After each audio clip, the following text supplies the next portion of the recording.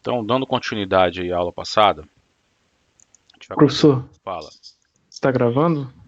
com certeza. Valeu. Falou.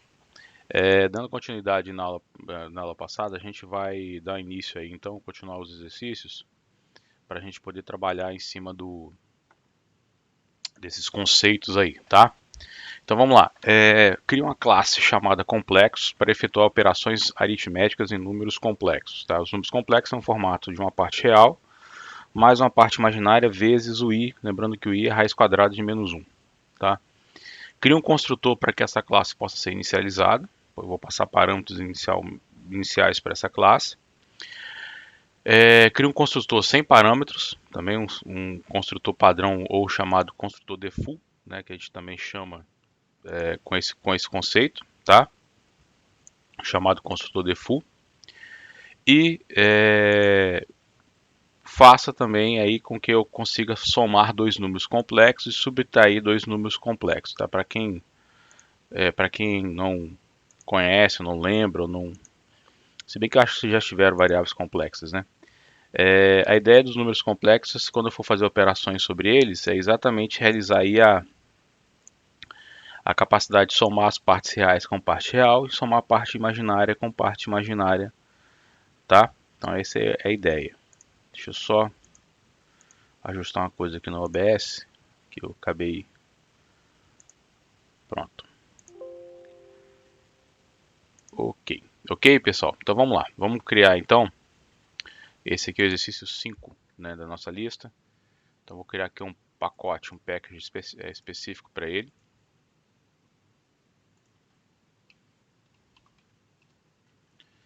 Exercício 5, tá? Vamos criar aqui então uma nova classe, que eu vou chamar de classe de complexo, que seria um número complexo. Essa classe ela vai ter, deixa eu aumentar um pouquinho a fonte, ela vai ter aqui dois métodos privados, tá? Dois membros privados, né? Um que vai simbolizar a parte real do número e um que vai simbolizar a parte imaginária do número complexo, tá? Sendo assim, a gente vai ter que criar os get sets para esses caras também.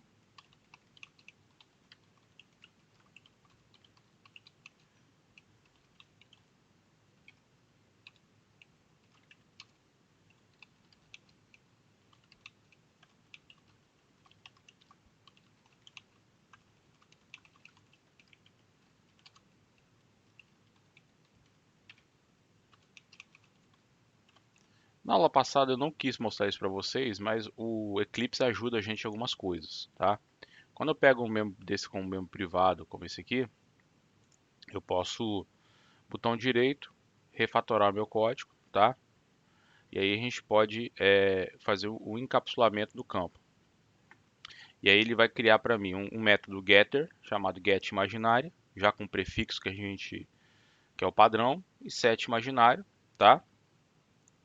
E aonde eu quero inserir? Eu quero inserir logo depois do último método aqui, ó, tá vendo? Set real, ele já localiza a última entrada para mim. E se vão ser públicos ou não. Então, ok, olha lá, já criou para nós, tá? Só uma questão mesmo de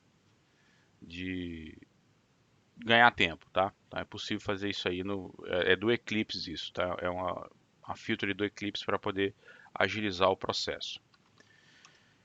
Vamos criar então um construtor sem parâmetros, tá? Só a título de para deixar alguma coisa aqui dentro que eu vou zerar as duas partes. E vou criar um construtor que eu possa passar parâmetros para ele, que seriam os dois, que seria a parte real e a parte imaginária do meu número complexo. Então,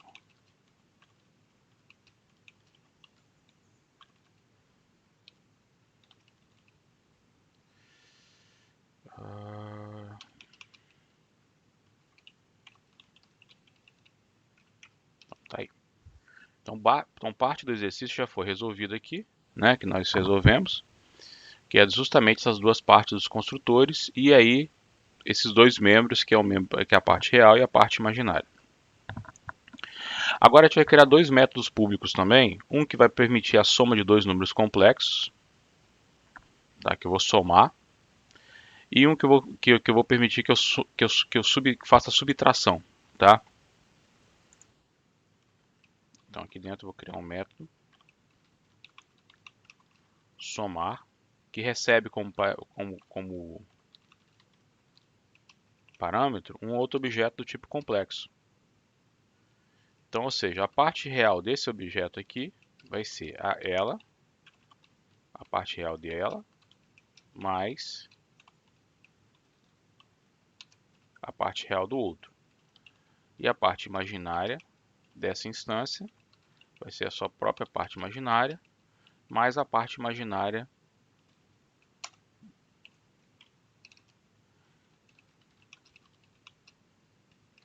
subtrair.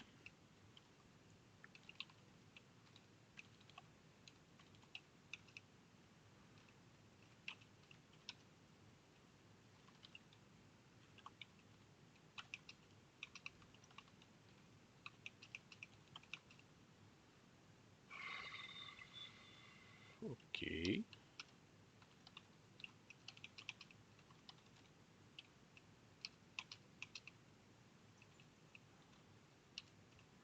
Ok. Então tá aí, tá?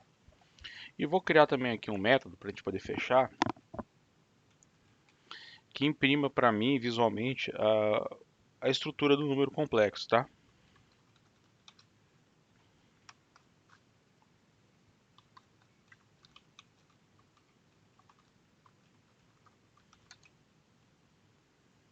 A representação, né, visual dele, né? Vou fazer um printf aqui, ó. Vamos lá.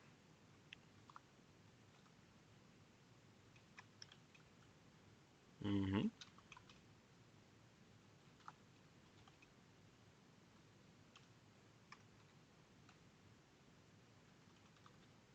Parte real, depois a parte imaginária dele.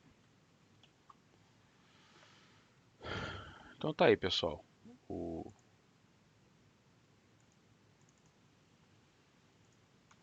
Vamos aqui no nosso main aqui fazer o import desse pacote, né, que a gente precisa para poder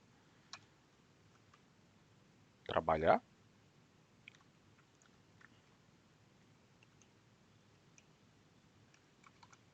Eu vou criar aqui então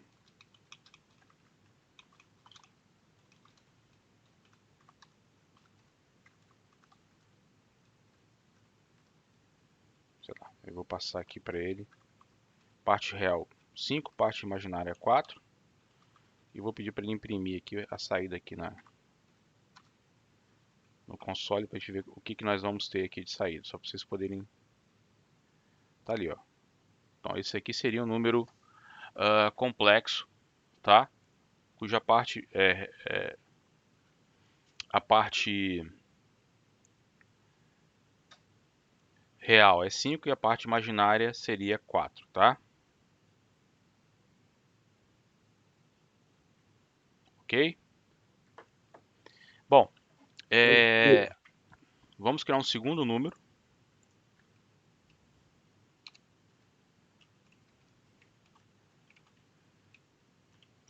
Que eu vou chamar de complexo 2, 3 e 2. Como eu não... Vou alterar rapidamente aqui para poder botar uma quebra de linha aqui, só para não ficar tendo que dar barra N toda hora, tá? Pronto. Vamos voltar aqui. E aí eu vou ter um complexo e vamos pedir para imprimir esse segundo número complexo.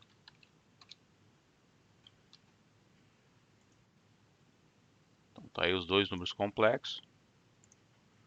E vou dizer o seguinte, C1 ponto somar com C2 e vou mandar imprimir novamente o C1.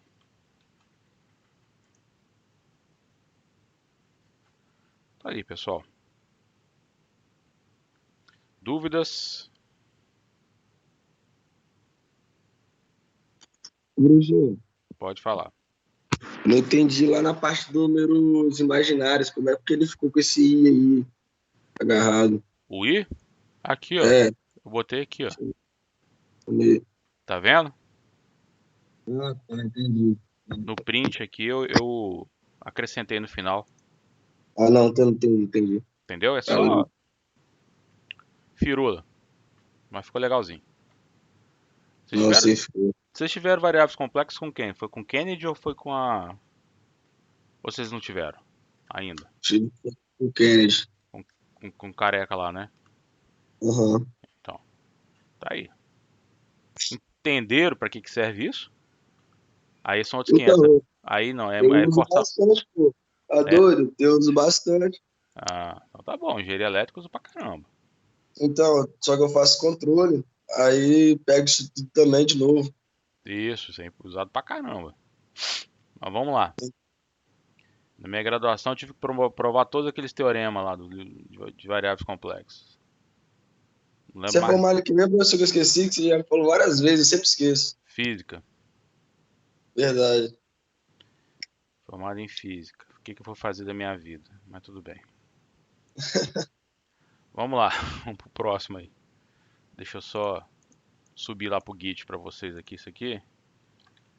Que dia é hoje? Dia 28, né? 28/11. Comita e empurra lá pro Git pra vocês. O professor, você vai passar uma revisão sobre aqueles métodos e parâmetros? Que Você método tinha parando? comentado. Você falou que dá só uma revisada sobre os conceitos de métodos, parâmetros que você tinha falado aula passada. Revisar? É, dá só uma revisada só. Você tinha comentado da aula passada. Eu não lembro disso não. Mas a questão de métodos, ou seja, Só os conceitos só. vamos ver aqui dentro então. Show. Resolvendo os exercícios aqui a gente vai tocando. Fica mais fácil. Filé. Vamos lá então. Vamos pro próximo então, pessoal. É o 6 aqui, ó. Vamos criar uma classe chamada data, que deverá ter um construtor que receba como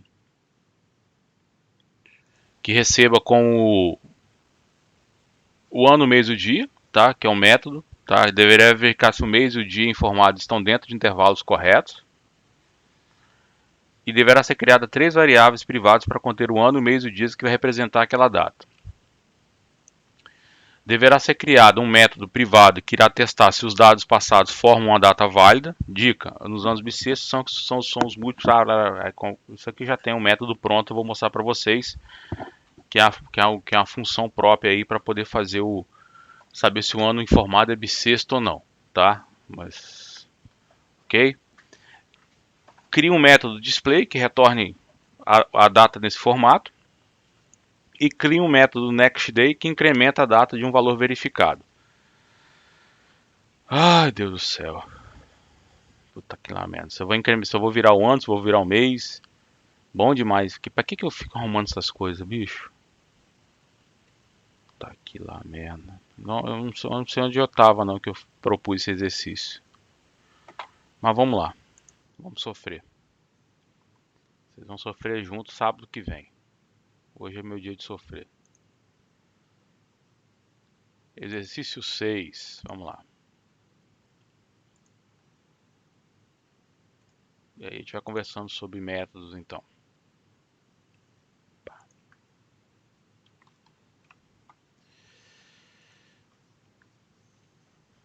Bom, vamos criar então a classe aqui dentro do pacote, né? Esse pacote específico nosso aqui.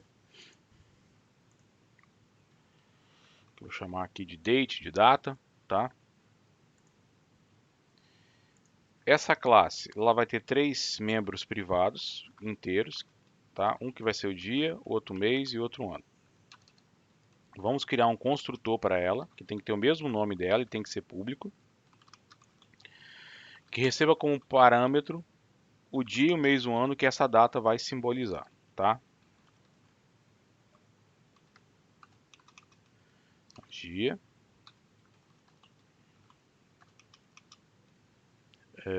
mês e o ano. Bom, vamos lá.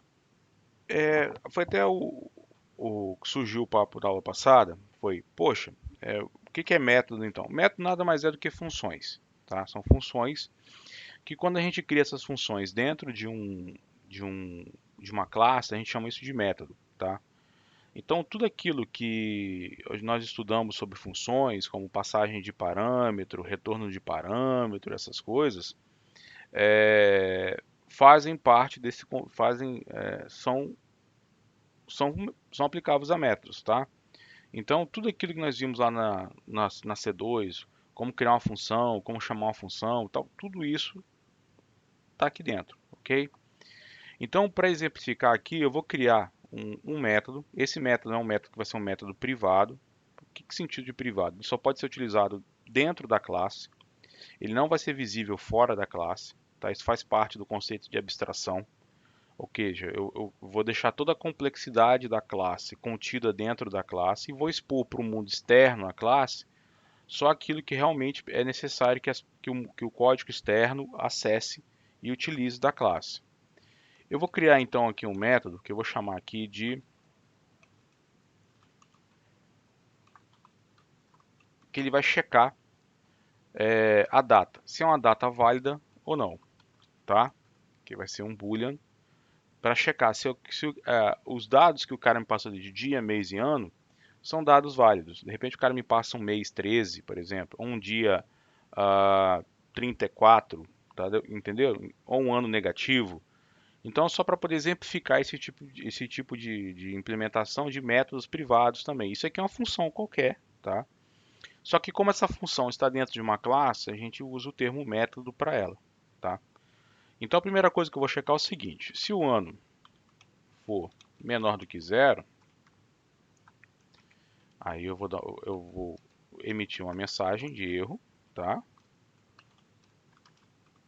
Ano inválido. Ano inválido.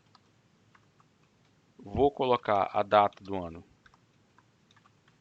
o valor 1, só para dizer que foi feito isso, tá? Aqui eu tenho que acessar a variável ano que está ali em cima, né?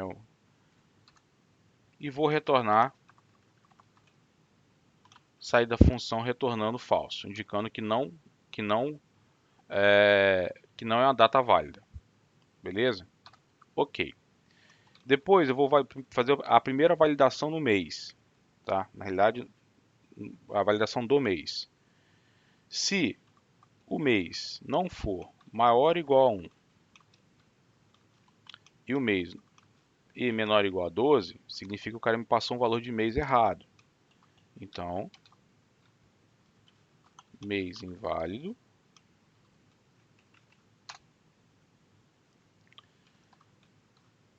Põe um valor 1 no mês também, só para deixar um valor diferente desse valor inválido.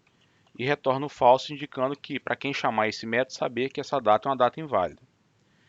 Agora, como é que eu vou validar o dia? Para eu validar o dia, aí eu tenho que levar em conta qual mês do ano e qual ano. Porque se o ano for bissexto, eu posso ter 29 dias em fevereiro. Se o ano não for bissexto, então eu vou ter 28 dias em fevereiro. Mas a gente já fez essa função anteriormente, tá, pessoal? Vamos resgatar aqui, ó. Deixa eu...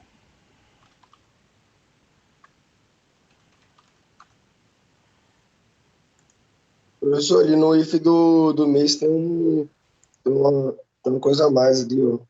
O quê? Depois do if, aí tem esse é o quê? É uma exclamação? É uma exclamação, é um not. Ah, de negação, né? Negação. Se não for isso, então é erro, entendeu? Entendi. Então vamos lá naquela parte do switch case. Eu tenho lá um check mês lá que eu já fiz esse método para vocês.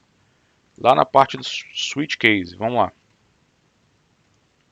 Quando a gente viu estruturas condicionais.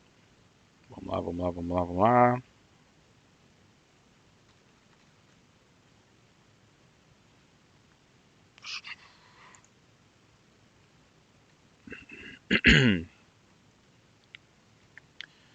Tá aqui, ó. A lógica tá aqui. Vou copiar aqui esse daqui para baixo, que dali para cima não precisa, né? Depois eu vou trabalhar em cima daquele ali. Copiei esse código aqui. Vou colocar agora o código aqui embaixo para poder checar se o dia informado é um dia válido. Então vamos lá. A variável num dias vai contar o total de dias para esse mês e ano informado. Aqui na linha 25 e diante eu já garanto que o ano e o mês são válidos, tá? Então vamos lá. Se o mês for 1, 3, 5, 7, 8, o número de dias teria que ser 31. Se for 4, 6, 9, 11, teria que ser 30. Se o cara me informou o mês de fevereiro, aí eu vejo se o ano é bissexto. Essa aqui é a regra do ano bissexto. Se o ano for múltiplo de 4 e não for um múltiplo de 100, ou seja, não é virada de século, tá? Ou o ano for múltiplo de 400, então é bissexto. Se não, é um mês normal, 28, tá? Aqui é só para reforçar que o mês é inválido, mas nem precisa desse default mais, porque esse default ele já fez o check lá em cima. Aí eu vou vir aqui, ó. Se o dia informado do cara, vamos lá, vou usar o not também, tá? Se o dia não for maior ou igual a 1 e menor ou igual a num days, o que é um num days? É a quantidade máxima de dias que eu posso ter naquele mês para aquele ano, tá? Se o valor do dia que o cara formou aqui não for entre 1 e essa variável num days, que é a quantidade máxima de dias que eu posso ter naquele mês, então eu vou dizer o seguinte, olha, dia inválido, seta que é variável dia para 1, para não ficar com aquele valor sujo, inválido, e retorno falso. Passou por tudo isso? Então retorno verdadeiro, dizendo que a data está válida. E aí dentro então do construtor da classe, eu vou chamar esse checkDate para checar se o dia, mês e ano passado estão válidos, tá? Se a gente chegar aqui agora no nosso código principal para validar, vamos fazer um import.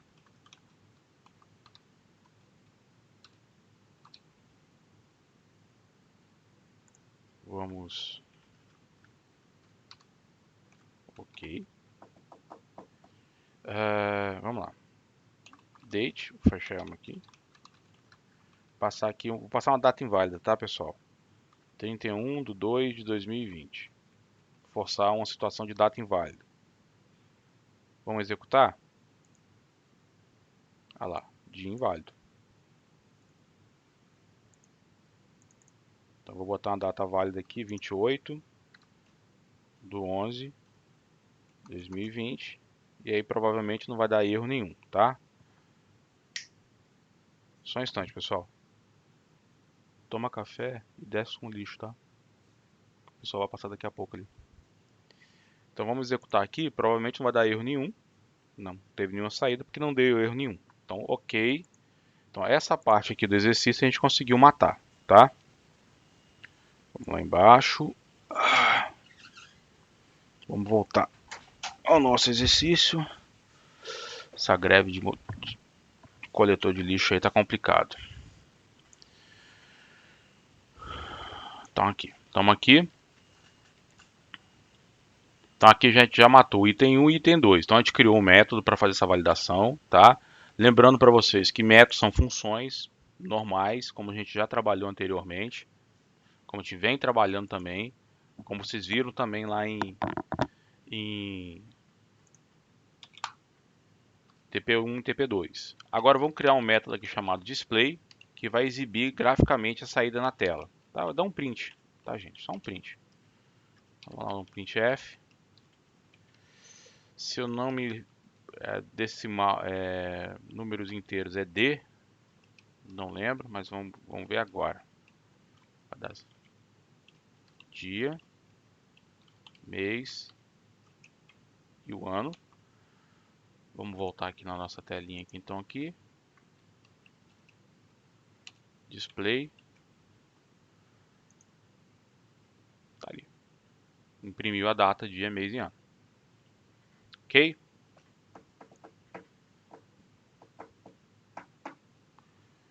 Bom, mais um tópico então do exercício nós matamos, que é isso aqui. Agora é isso aqui, ó. Cria um método nextDay que incrementa o dia, verificando se eu vou virar o mês ou se eu vou virar o ano. Aí vai ter que ter uma lógicazinha para isso aí, correto, pessoal? O que vocês acham? Para resolver esse pepino aí, tá? Porque eu vou ter que saber também, para aquele mês e ano dado, qual o número máximo de dias eu vou ter setado, tá? Para saber se eu somar, eu vou virar o mês. Então vamos lá, vamos pensar aqui comigo. O que a gente pode mudar aqui dentro do nosso código? Primeira coisa seria esse cara aqui, ó. Esse cara aqui, essa lógica aqui, eu vou embutir ela dentro de um outro método privado, porque eu vou precisar dela. Eu tenho que saber quantos dias eu vou ter naquele mês, para aquele ano informado. Então o que eu vou fazer? Eu vou copiar esse código aqui e vou criar aqui um outro método privado. Lembrando que métodos normalmente são funções que vai me dar o quê? Que vai me dar o número de dias para aquele mês e para aquele ano específico informado. Que ano? Que já está na classe e o mês que está na classe, tá? E aí, ó, ao final, eu vou retornar a variável num_days de dentro desse método. E aqui em cima, então, eu apago tudo isso aqui, que eu não preciso mais disso.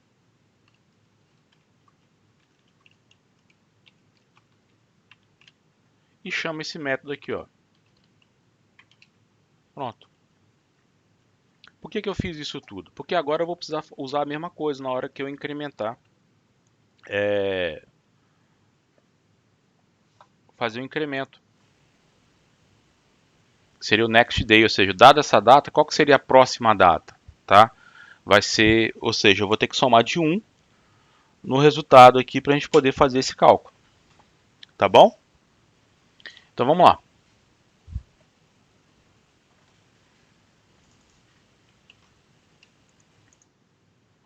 Vamos fazer aqui embaixo, então aqui em cima, vou botar aqui em cima os métodos públicos todos. É bom agrupar os métodos públicos todos de um lado, os métodos privados também todos de um lado. Tá? Ficar mais fácil, às vezes até para dar manutenção no código. Então ele vai retornar um outro objeto do tipo de date, que vai ser o next day. Pronto. Então, primeiro, eu tenho que saber quais a quantidade máxima de dias que eu vou ter para aquele mês. Então, get num dias. Ok. E aí vou começar a fazer algumas verificações aqui. Se o mês não for 12 e o novo dia, ou seja, o dia atual mais 1, for maior que a quantidade de num dias, então eu viro mês. Então o novo mês, então, ou seja, o próximo dia vai ser o dia 1 do próximo mês no mesmo ano. Entenderam? Então vamos tentar montar a lógica aqui. Lógico que existe APIs internas do Java que fazem isso, né, gente? Mas a gente vai tentar encapsular isso aqui dentro. Então vamos lá. Se o ano, aí eu vou declarar 3 variáveis aqui que vão ser, que eu vou chamar de novo dia, novo mês e novo ano, tá? Se o mês for menor do que 12, ou seja, não é 12, tá? Então é o seguinte, se o dia atual mais 1 for maior que a quantidade máxima de dias que pode ter naquele mês, como é que eu sei, gente? Porque isso aqui são variáveis privadas internas da classe, então os métodos já utilizam esses valores, tá, gente? Se for maior do que... Então, o que vai acontecer? O novo dia vai ser igual a 1. O novo mês vai ser igual ao mês atual mais 1, virou o mês. E a nova variável, que eu vou retornar um objeto date, que vai simbolizar o próximo dia. Vai ser igual o ano atual, não mudou o ano. Agora, se o mês não é menor do que 12, significa que ele é igual a 12. Por que eu sei que ele é igual a 12? Porque lá no construtor da classe eu garanti que o mês vai estar entre 1 e 12, tá, gente? Lembre-se disso, está aqui em cima. Eu fiz o check aqui. Então, ou seja, se o mês não é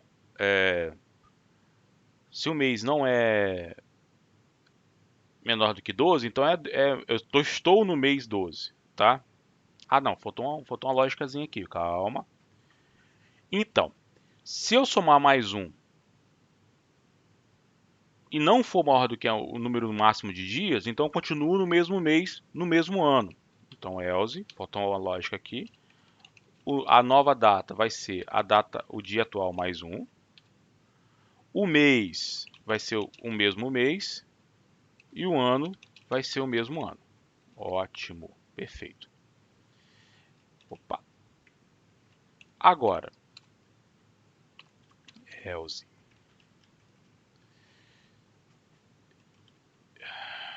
Só para separar aqui os blocos de if, para não ficar... Aí, pessoal, bom, estou no mês 12. Aí vou fazer a mesma lógica que está aqui em cima. Tá? Se o dia atual mais 1 for maior que a quantidade máxima desses dias, então o que vai acontecer? Só que eu estou no mês 12. Então, eu vou estar no dia 1 do mês 1, mais do próximo ano. Virei o ano. Porque eu estou no último dia do mês 12, estou querendo incrementar para somar mais 1. Ah, não é. Não é? Ah, então eu vou manter essa lógica aqui. Setei então as novas variáveis. Aí eu vou retornar então um objeto. Posso fazer isso direto aqui. Que vai ser um objeto também do tipo date, retornando então vinculado a esse novo ano, novo dia, mês e ano, tá? Vamos ver se isso deu certo, tá, galera? A probabilidade errada é muito alta. Então vamos lá. Vou chamar aqui a minha variável D1, que é 28/11. O método nextDay display. Caramba, você pode fazer? Posso, por quê? É como se eu tivesse entre parênteses aqui, pessoal. Isso aqui me retorna um objeto, e aí eu já chamo o método desse objeto. Tá? Espero que eu botei aqui o display, eu botei o /n para poder ficar... Não botei. Deixa eu botar um /n aqui só para quebrar a linha. Vamos executar. Olha lá. Hoje o primeiro é de 28, então o próximo dia seria 29, tá? Vamos botar aqui dia 30, para ver se vira o mês direitinho. 30/11. 30/11, 1º de dezembro, próxima data. Vamos botar aqui 31/12.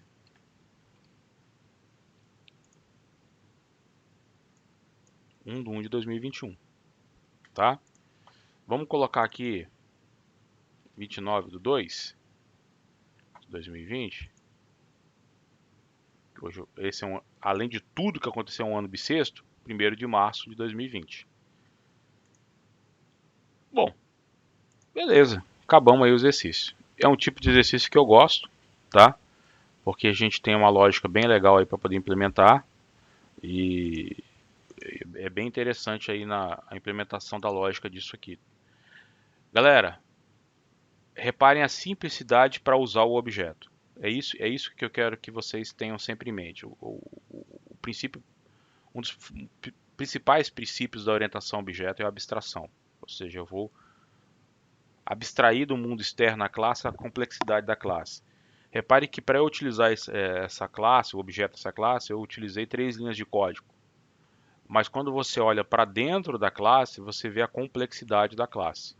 mexi aqui dentro, alterei coisas, introduzi coisas novas. Essa lógica que, por exemplo, do Next Day, vocês podem imaginar uma lógica melhor. Vocês podem usar a API, encapsular a API do Java, aqui o Calendar, tá? O objeto Calendar, faz tudo isso que eu fiz aqui, né? Você cria uma data, checa a data, acrescenta dias numa data.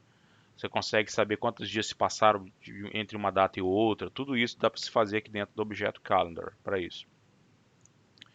Mas eu optei por fazer a lógica na mão para mostrar para vocês.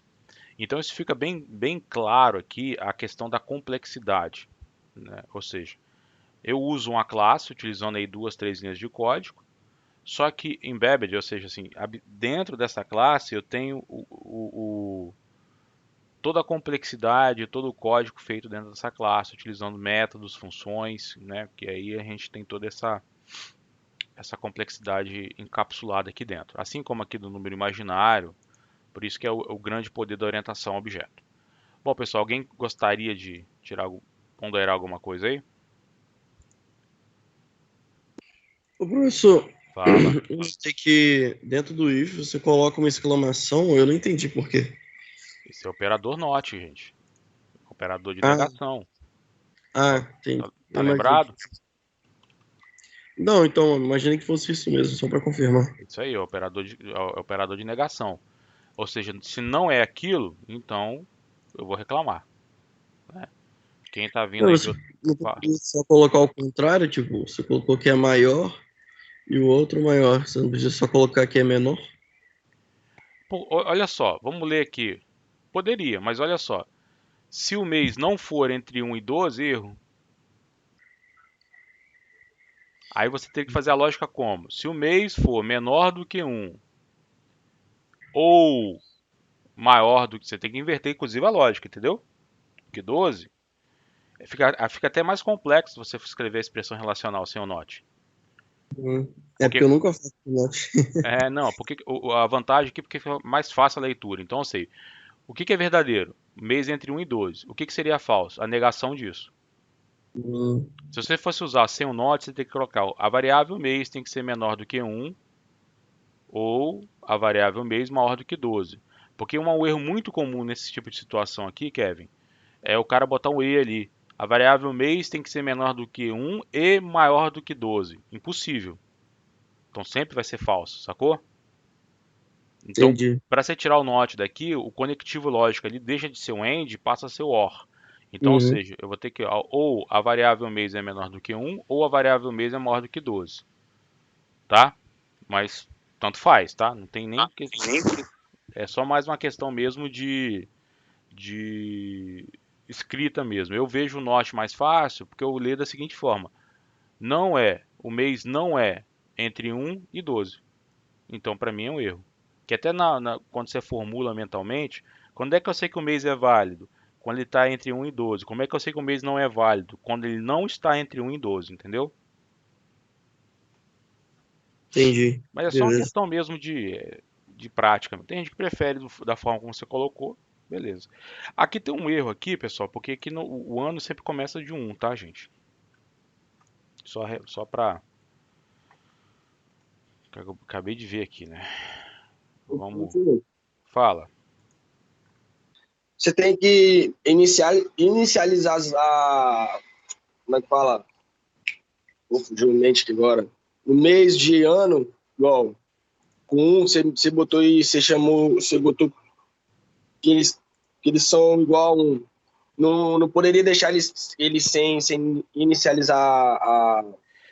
Porque eles vão estar com zero, entendeu? Se eu não inicializar, entendeu, Fabrício? E zero não é uma data assim válida. Aí eu seto para o mês 1 do ano 1, mas tanto faz. Isso aí é na hora que você quiser fazer. Isso não tem problema não, entendeu, Fabrício? O que não Mas pode... se eu não deixar. É porque eu fico imaginando, igual, o cara já vai entrar com a data, teoricamente. Uma data Aí, inválida.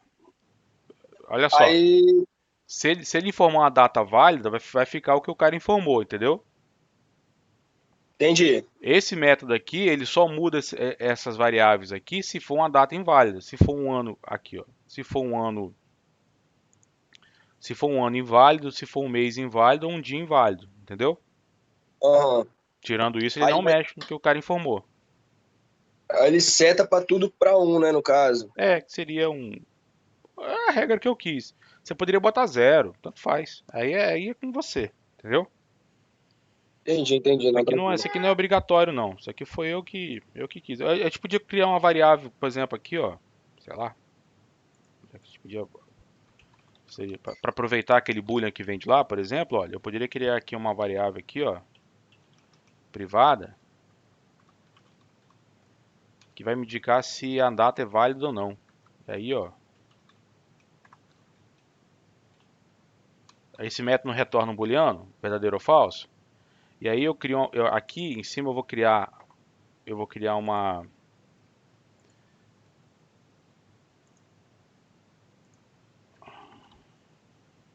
aí eu vou criar aqui uma propriedade que só me retorna o get. Ó, tá aqui embaixo aqui. Aqui eu sei se a data é válida ou não, ó, pro lado de fora.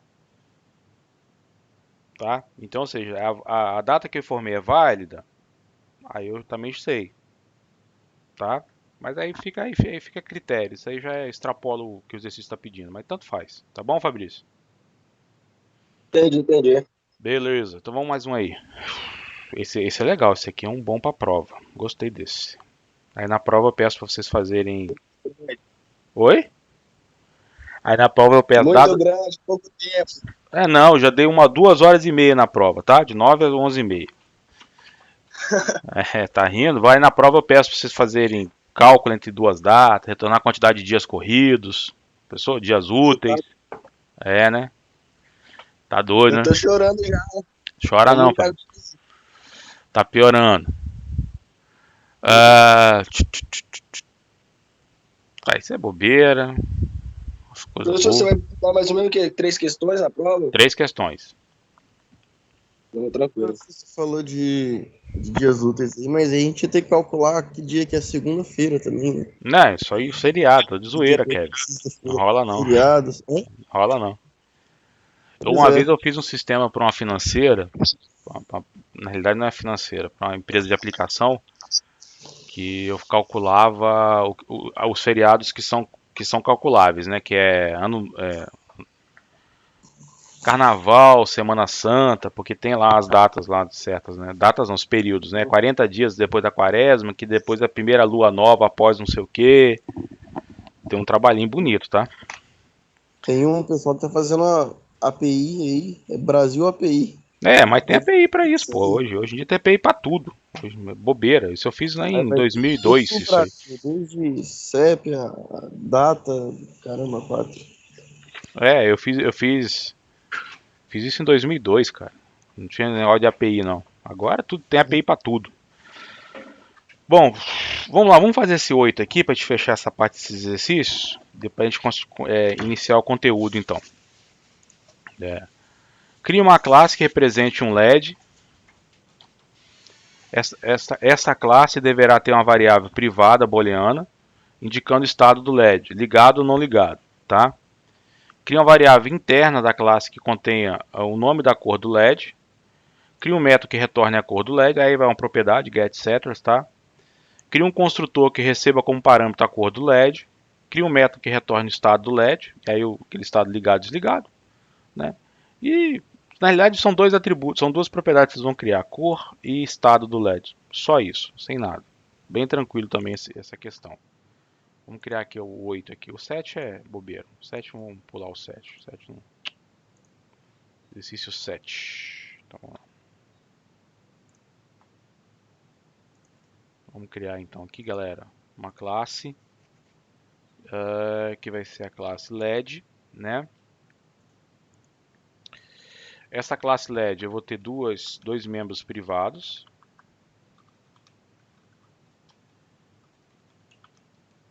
que é o estado do LED, verdadeiro ligado, falso desligado, tá? E um outro membro privado, que vai ser um string, que vai ser a cor do LED. Qual é a cor desse LED? Só isso, gente. Aí, como é que eu vou fazer os get setters? Ou seja, o get LED, get estado, set estado, get cor. Vocês podem fazer na mão, ou como eu mostrei para vocês já aqui, que vai estar aí depois no vídeo para vocês.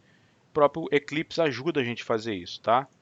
Eu venho aqui, ó, marco o campo field que eu quero encapsular, ou seja, expor.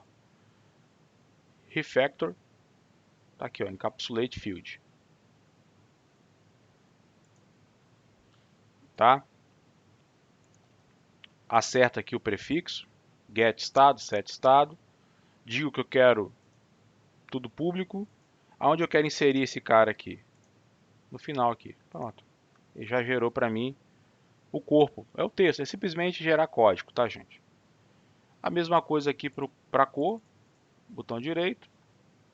Refactor. Encapsular campo, get cor, set cor, público. Depois do último método disponível, que é esse método aqui. Ó. Ele localiza onde tem um método, o último método. Tá ali.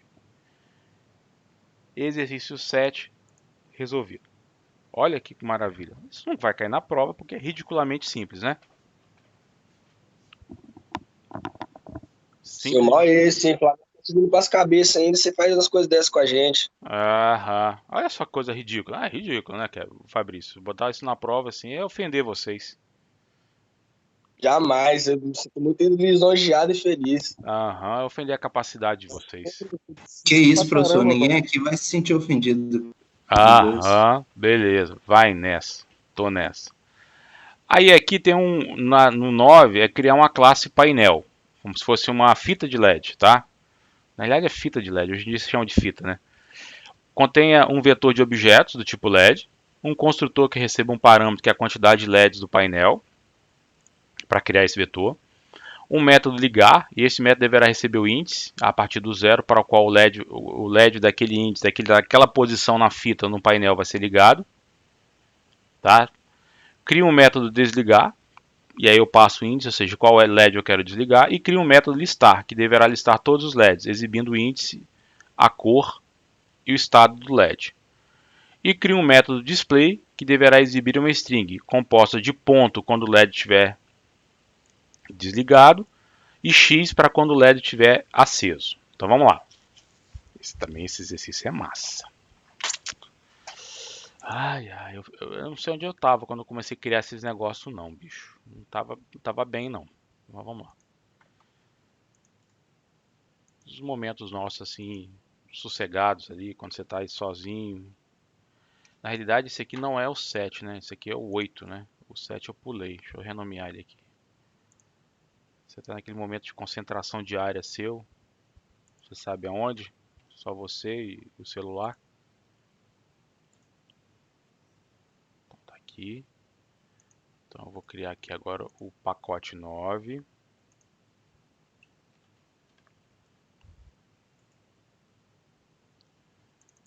Aí no pacote 9 eu vou criar a classe painel.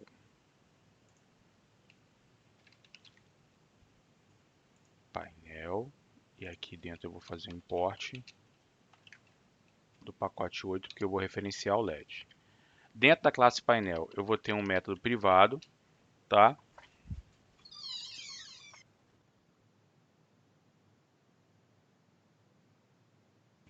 Eu vou ter um método privado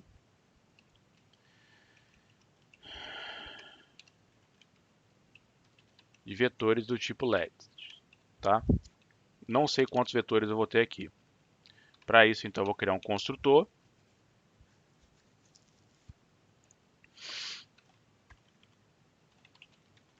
Que vai ter a quantidade de LEDs que eu vou ter dentro da minha fita de LEDs. Tá? E aí eu vou criar, então, esse vetor LEDs com essa quantidade. Só poderia usar um array list? Poderia, mas aqui vamos usar o LED. Vamos ter um método desligar. Só que vocês repararam que tanto no método ligar e desligar, eu tenho que verificar se o índice do LED está...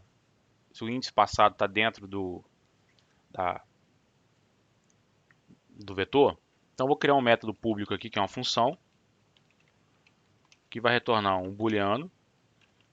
Normalmente, quando você começa a ver que tem certas lógicas que começam a se repetir, e aí você começa a programar orientado a Ctrl+C, Ctrl+V, o que é esse Ctrl+C, Ctrl+V? Copia e cola a mesma lógica, você já pode refatorar o seu código. O que é isso, refatorar? Caramba, cara, isso vai virar um método. Vai virar uma função que eu vou reusar, para ter reusabilidade.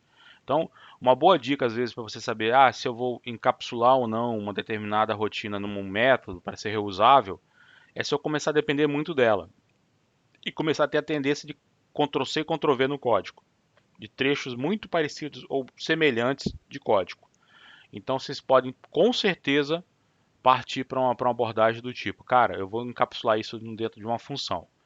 Mas se mudar um pouquinho a lógica, dependendo do valor da variável, então eu recebo isso via parâmetro para essa função, tá? E aí você vai ter um código muito mais estruturado e muito mais fácil de manter, tá? Então aqui eu vou criar uma variável, um método que é checkIndex, passando como parâmetro para ele o index que eu quero checar. Ou seja, se aquele valor de índice do vetor está dentro do vetor. De repente a minha fita de LED tem 10 LEDs e o cara quer ligar o 11º LED. Ou o cara errou e quer ligar o -1, -2. Vai dar erro. Então, eu tenho que vou retornar o seguinte. Se o índice que o cara passou é maior ou igual a 0, que é o menor índice possível em um vetor, e menor ou igual à quantidade máxima de elementos dentro do vetor LEDs, que é o length, menos 1. Por quê? A última posição do vetor é a quantidade máxima de elementos menos 1, porque começa de 0. Então, se isso aqui não for verdadeiro, vai retornar, lógico, evidentemente, um falso, então eu sei que o índice está fora do range. Como utilizar isso? Public void ligar. Passando, então, um índice para o meu método. Se a checagem daquele valor de index for verdadeira, ok, então eu chamo aqui o LEDs index.setEstado verdadeiro. Liguei, tá? Agora, vou criar um outro método chamado desligar, recebendo um índice também dentro do vetor. Se a posição que o cara me passou está dentro do vetor, porque esse método retorna verdadeiro ou falso, então por isso que eu chamo no if, tá? Se for verdadeiro, ele entra dentro do if. LEDs.index.setEstado falso. Ai, ai. Tá faltando uma coisa aqui que vocês não falaram nada.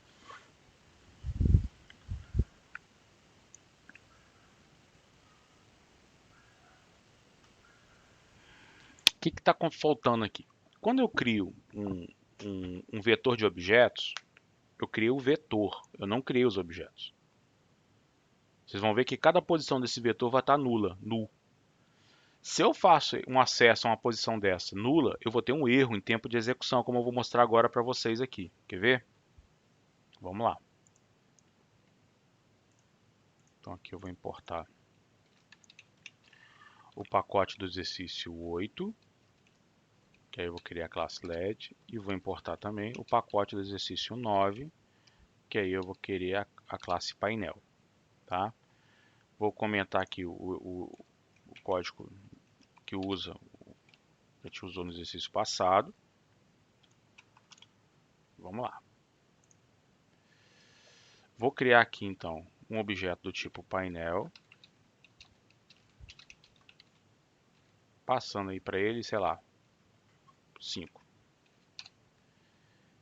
E vou tentar ligar o primeiro LED, 0. Vai dar um erro, tá, pessoal? Vamos executar. Olha lá. Null point exception. Por que ocorreu esse null point exception? Vamos olhar aqui dentro aqui. Botar um breakpoint aqui. Fechar um pouquinho os objetos que a gente não usa mais, pessoal. Só para liberar espaço. Passo a passo. Vai executar. Parou ali. F5 para entrar aqui dentro. Vamos dar uma olhada aqui. Tudo nulo. Ou seja, o que eu criei aqui? Eu não criei nada.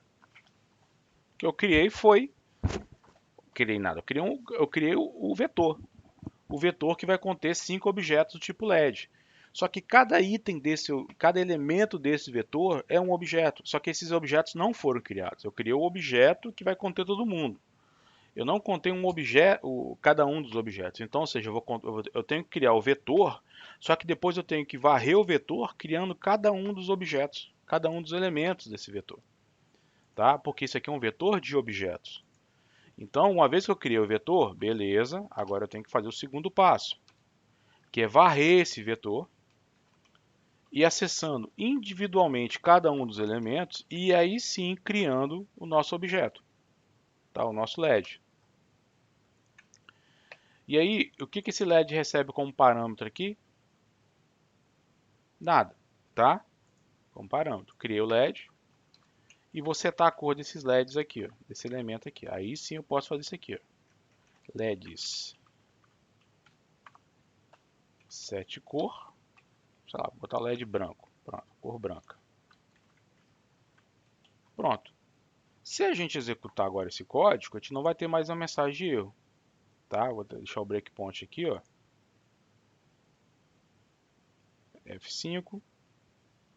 Tá? Adentrei. Tá aqui criado aqui, ó. Eu vou criar o primeiro aqui, ó.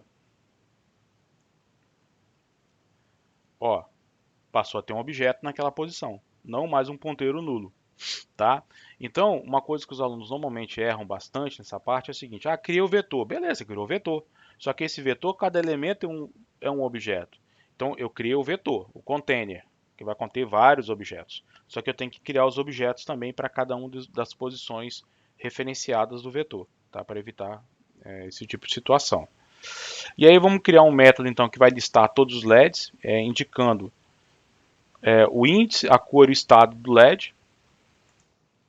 Então vamos criar aqui dentro do painel um método public void listar que vai exibir para mim o seguinte: qual o índice do LED, espacinho, qual é a cor daquele LED daquela posição I. Então, para isso eu vou pegar um get cor, espacinho, botar um hífen aqui, e qual o estado dele.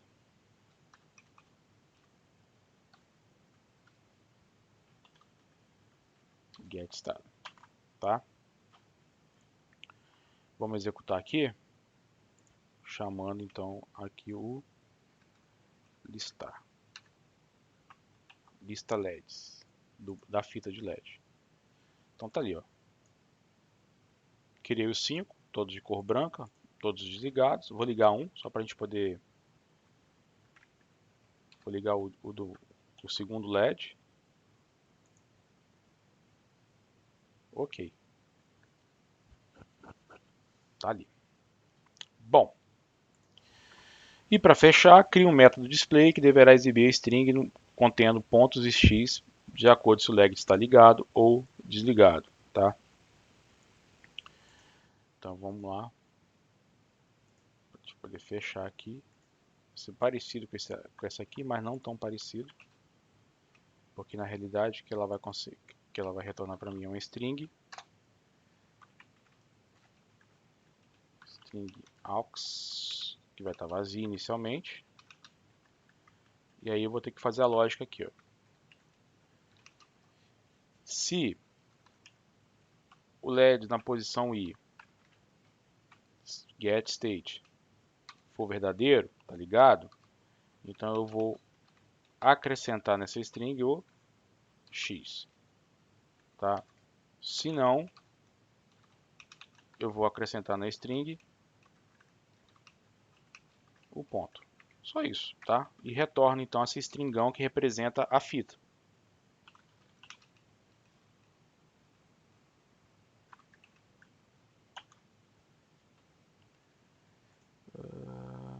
Aqui é display. Seria o display do LED. Então, vamos voltar aqui. O método principal. Então vou ligar o 2. e vou ligar o 3, tá? Vou pedir para listar, depois eu vou imprimir esse display.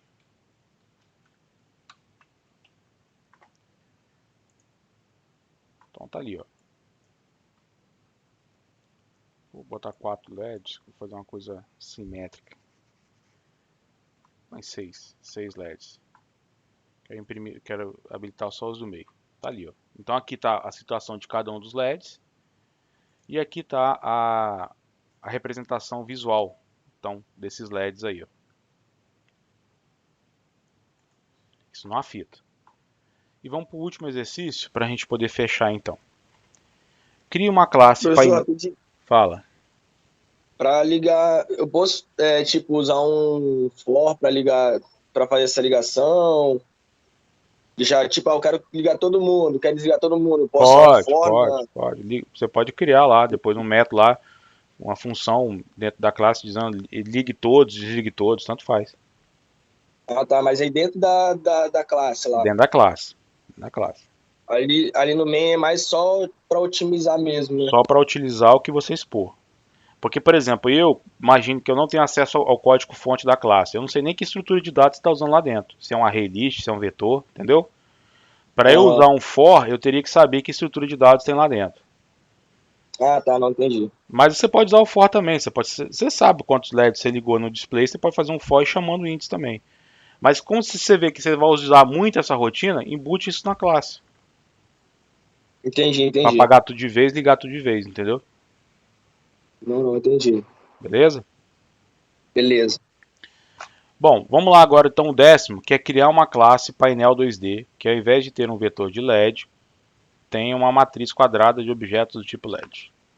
O construtor dessa classe deverá receber um número inteiro, que será a quantidade de linhas e colunas da matriz, e adaptar. A gente pode trabalhar isso aqui, pessoal, de uma forma mais inteligente, que é eu ter um vetor de painéis de LED, tá?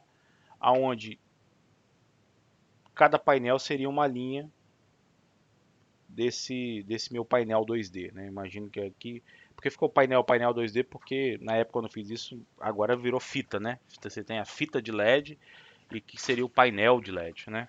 Painel 2D de LED. Porque a ideia seria exatamente a gente conseguir construir aí uma saída visual, representativa, visual aí do display, tá? Então vamos tentar resolver esse exercício assim, para a gente poder fazer um breakzinho. Vamos lá então. Exercício 10. E vamos que vamos. Fazer aqui o pacote aqui do exercício 10. Fazer o pacote para conter o exercício 10.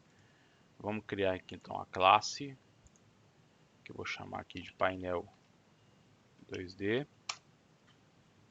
Vamos fazer aqui os importes dos pacotes que eu preciso. Vou precisar de um LED. Vou precisar importar também o painel. E aqui dentro eu vou criar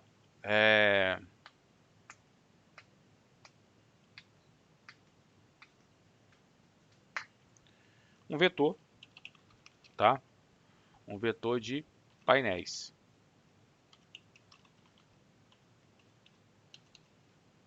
Painéis. Ficou feio esse nome pra caramba, deixa assim. Seria fitas, né? Mas tá bom. E aí eu vou passar a quantidade de painéis que eu sei que vão ser linhas no meu painel. Imagine que eu tenho aqui um vetor. Cada linha dessa vai ser uma fita dessa com representação, tá? Que é a quantidade de linhas que eu vou ter. Então, e a quantidade de LEDs por linha, tá?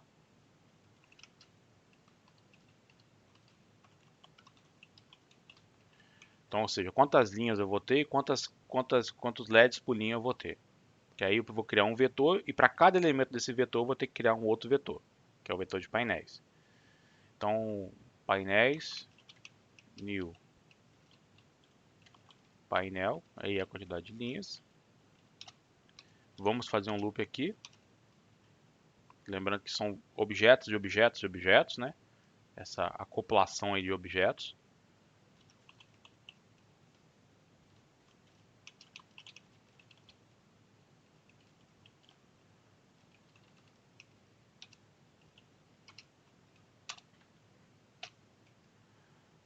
ok.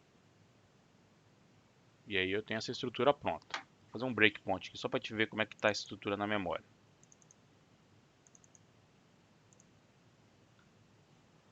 Ok, ok, ok.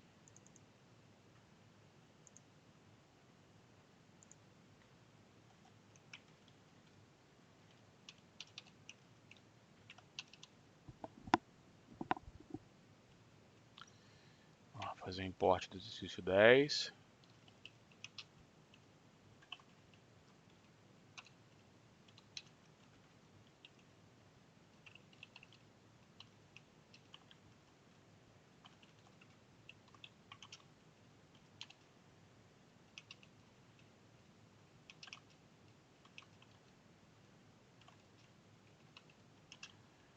Digamos que eu vou ter,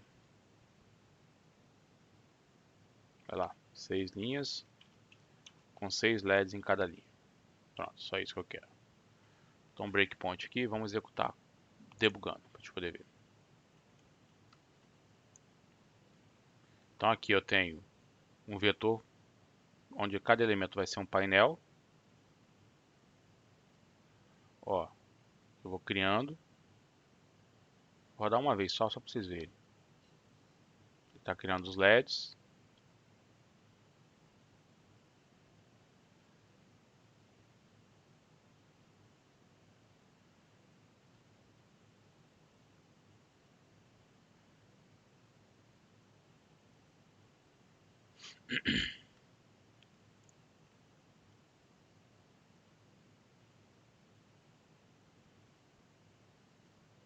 Então aqui, ó, vocês vão ver que vai ter já o primeiro objeto aqui, ó, tá?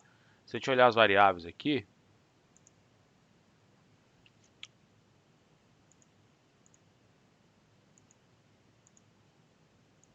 olha a hierarquia de objetos surgindo, tá vendo? O acoplamento entre esses caras. Então eu tenho aqui um vetor de vetor de vetor de objetos, tá? Isso aqui é bem interessante para a gente trabalhar. Então eu estou criando esses objetos. Vou criar então, break aqui. Vou criar um método aqui dentro do painel display, tá? Lembra que eu criei um método display lá na classe painel? Olha como é que as coisas começam a se juntar dentro da orientação objeto. Eu simplesmente venho aqui, ó, na posição 1, ponto, display.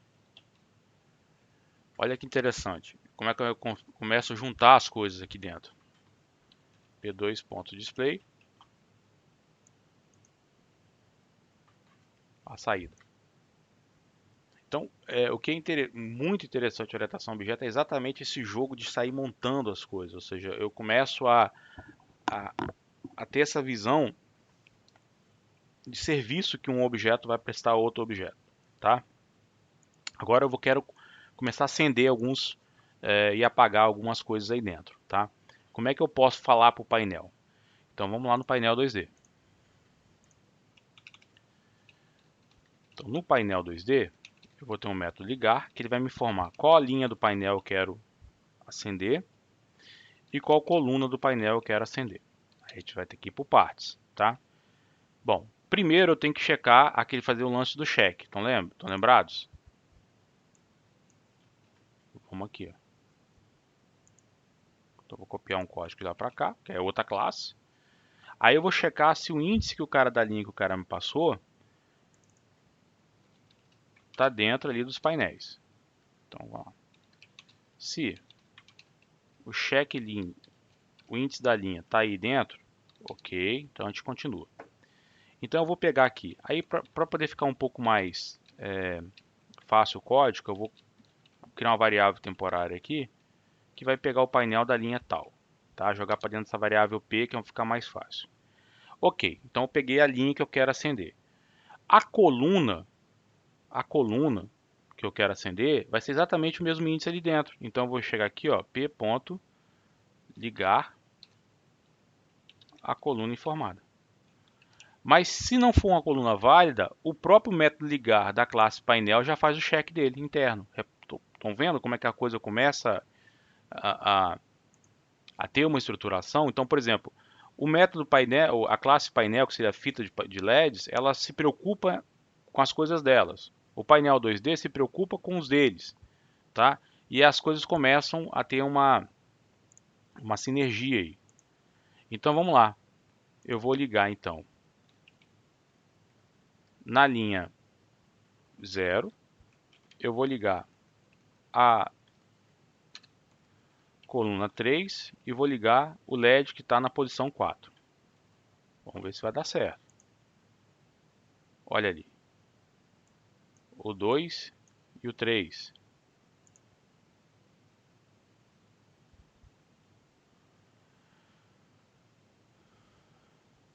Na linha 1, vou botar aqui só para ficar uma coisa mais... Na linha 1, eu vou ligar o LED que está na posição 0 e na posição 5. São 6 LEDs. Na linha 2, vou fazer a mesma coisa.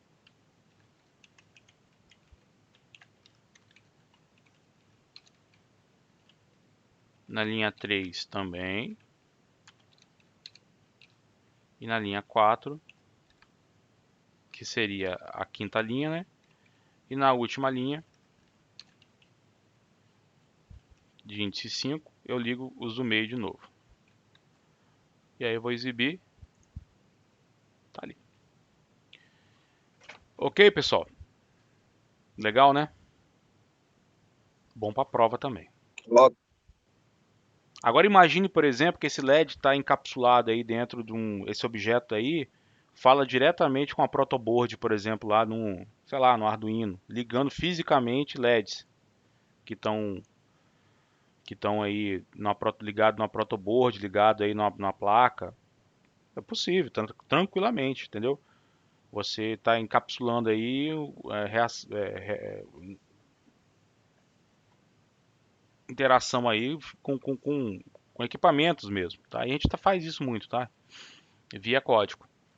Aonde eu vou fazer isso? Eu vou lá na minha classe LED simplesinha aqui, ó, e aqui dentro eu vou criar. Então aqui o getStado, setStado passa a ter interação, por exemplo, com objetos aí, conversando de repente com ativos mesmo, com a parte de automação, para a gente ter essa saída.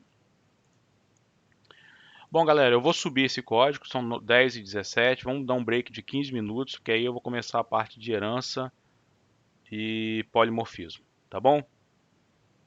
10 e meia a gente volta aí. Até lá. Falou, Bruxo.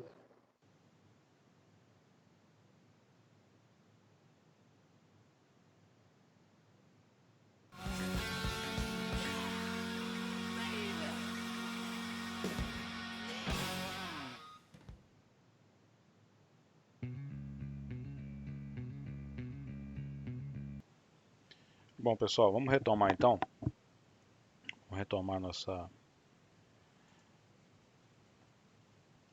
aula, até porque são 10h36. A gente tem um restinho de coisas aí muito importante também para ver, mas eu vou fazer uma abordagem aí com vocês mais empírica, mostrando aqui, apontando para vocês aqui esses principais itens, né, que exatamente é a questão da herança e polimorfismo, tá?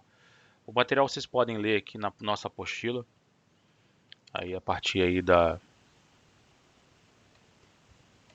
página 113, né? A parte de encapsulamento eu já falei bastante, que é a questão do a gente querer os get setters aí.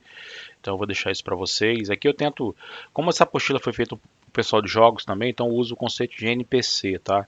NPC, para quem não joga, são exatamente aqueles personagens não jogáveis. São aqueles bonequinhos lá do FIFA que fica correndo atrás de você na bola, ou aqueles botzinhos que vocês ficam matando lá no Call of Strike, Counter-Strike, etc. E aí eu tive um pouco mais dessa pegada, mas tudo isso aqui é aplicável para qualquer noção de orientação a objeto aí, para poder dar para eles aí aproximar um pouquinho mais do dia a dia deles, né? Quando eu fiz essa apostila aqui, eu tinha muitos alunos de jogos digitais também, que na época eu dava essa disciplina para o pessoal da computação. Bom, então eu vou Então tudo que eu vou falar aqui agora vai estar aqui entre as páginas 112 até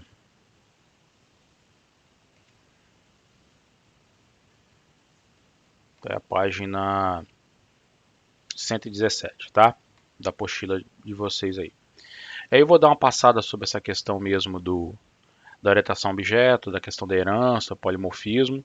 Depois eu vou dar uma revisada geral aí e a gente vai concluir então a aula de hoje, tá? Então vamos lá. A questão até aqui desses exercícios aqui, eu não vou estar cobrando isso na prova, tá? A parte de herança, o polimorfismo um pouco mais avançado. Mas eu vou deixar para vocês aí. Então eu vou criar aqui um projeto que vai ser exatamente a nossa aula, a última aula aí do dia 27/11, que vai ter alguns spoilers aí da prova também, então fiquem atentos a isso aí. Dia 27/11. Opa. Oh. Sonso. Primeiro seleciona, né? O projeto, depois você põe o nome. Aula 27/11.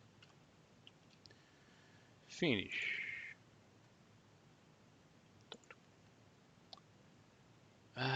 Vamos lá. Fechar aqui o que não nos interessa nesse momento. Bom, pessoal,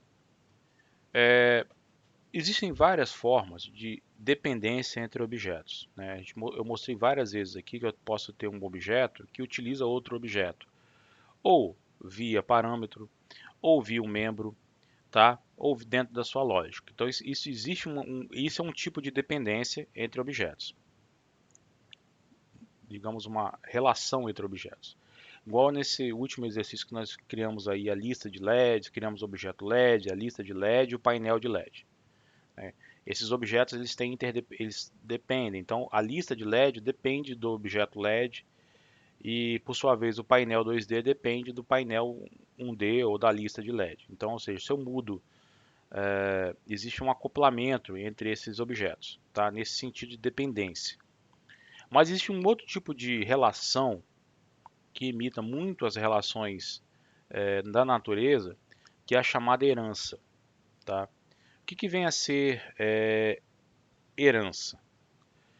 Imaginemos que eu tenho um objeto e nesse objeto eu estruturo um conjunto de funcionalidades e atributos e eu preciso criar um segundo objeto que vai ter quase praticamente tudo aquilo que aquele objeto anterior tem. No entanto, eu vou acrescer novas coisas a esse objeto. Se não houvesse herança, o que eu teria que fazer? Copiar literalmente o código-fonte desse outro objeto para o outro objeto e acrescentar as coisas extras. E o que não seria inteligente. Como é que a orientação objeto resolveu isso? Olhou para a natureza. Poxa, será que esse objeto filho ele não pode ter uma relação de herança, dependência em tipo de herança do outro objeto pai, da sua classe parent, da sua superclasse, que é o nome técnico que a gente utiliza, herdando dessa classe tudo aquilo que ele precisa e acrescentando aquilo que ele tem de especificidade, que é específico dele, ou seja, esse objeto estende esse objeto. No sentido de que esse objeto, além de herdar tudo aquilo que ele pode herdar desse objeto, ele tem coisas extras, ou seja, ele vai estender o objeto. Então isso é uma relação importante dentro da orientação a objeto que se chama herança. Então vamos lá. Vamos imaginar que eu tenha, por exemplo, uma classe que eu vou chamar de animal. Tá? Vou criar métodos vazios aqui só para exemplificar a questão da herança. Então, o que um animal faz? Um animal, ele come. Um animal, ele nasce. Um animal, ele cresce. Ou envelhece, vamos dizer assim. Envelhecer. Vamos botar tudo no infinitivo, né? Para usar o padrão dos métodos, né? Comer, nascer, envelhecer. E o animal reproduz. Lembrando das aulas de biologia, e o animal morre. Ok? Eu vou deixar esse comer fora aqui, deixar só nascer, envelhecer, reproduzir, morrer. Então todo animal faz isso, independente de que classe, que reino, seja o que for. Ok? Bom, nós temos os mamíferos, que são animais. Mas só que os mamíferos ele faz algo um pouquinho diferente, porque ele mama, né? Por isso é um mamífero, ele usa leite, tá? Então eu vou criar aqui, só que um mamífero também é um animal. Ele também nasce, ele também envelhece, ele também reproduz, ele também morre. Então eu vou criar aqui uma classe mamífero. Mamífero. Olha o português. Nossa, assino português. Como é que eu vou dizer para o Java? E aí vai, por exemplo, se eu tivesse um C++, eu ia utilizar o dois pontos. Como é que eu vou dizer para o Java que essa classe estende outra classe? Através da palavra-chave extends, e aí qual é a superclasse dela, tá? Nesse caso, animal. Então a classe mamífero, ela estende a classe animal. Nesse momento, o que ela vai herdar da classe animal? Todos os membros públicos da classe pai e protegidos. Membros privados continuam privados, restrito à classe pai, tá? Então todos os membros públicos e membros protegidos, ela automaticamente herda, tá? Ou seja, ela tem acesso, ela vai expor isso. Então aqui, por exemplo, na classe mamífero, eu vou criar aqui um método que eu vou chamar de mamar. E aí vai ter aqui, ó, o nome da classe, mamífero, mamar. Vou colocar alguns println lá dentro das outras classes para a gente poder saber de onde está vindo cada um. Então, nascer vai vir da classe animal. Opa, animal. Nascer. Animal. Envelhecer. Animal. Tá. Animal. Envelhecer. Animal. Reproduzir. E animal morrer. Tá? São métodos da classe animal. Vamos dar uma olhada como é que está essa estrutura então de classes aqui, pessoal. Vou criar aqui uma classe principal que vai conter o nosso método main principal.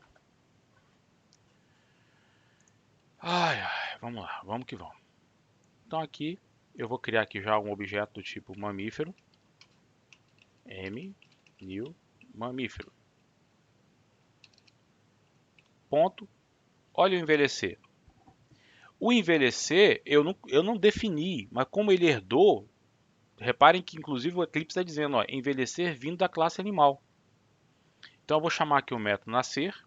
Vamos ver que print vai sair lá. O método envelhecer. O método mamar. O método reproduzir. E o método morrer. Se eu executo agora isso aqui, olha, reparem que... Ô, professor, Fala. ele não precisa dar um import, não? Nesse Não. caso? Não. Qual a diferença? Eles estão tudo no mesmo pacote, Ah, tá, entendi. tá? Lé. Beleza? Se você Ele- quiser estender uma classe de um outro pacote, aí você tem que fazer o import, lógico, né, Fabrício? Mas como eles estão tudo no mesmo pacote, não precisa. Ah, É que entendi, nos entendi. exercícios eu botei cada exercício num pacote diferente, entendeu? Para não ter que um projeto para cada um. Ou misturar as classes tudo num lugar só, tá? Não, tranquilo. Então, pessoal, reparem que quando eu chamei os métodos específicos da classe animal, estão vendo?